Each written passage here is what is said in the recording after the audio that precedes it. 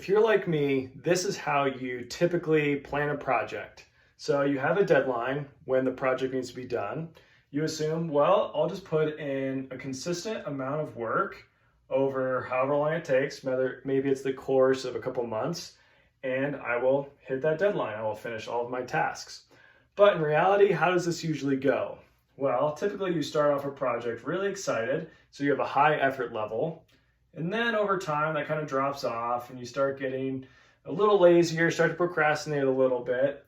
And then as you approach that deadline, you try to cram in as much work as possible and you have this huge spike in effort.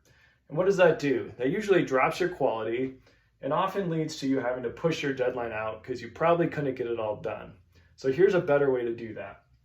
If you add a couple milestones in the middle of the project that you also need to hit, you need to finish a certain amount of work before those milestones, here's how it looks. So you still start off excited and you'll still drop off a little bit, but then as you approach that first milestone, you're gonna have a small spike in energy so that you can hit your deliverables for that milestone. And then you're gonna drop back down again, hang out here, still procrastinate a little bit, approach your next milestone, have another spike in energy to hit those deliverables. And at this point, you drop down again, but you've already accomplished a lot of the work due to these milestones you've already hit.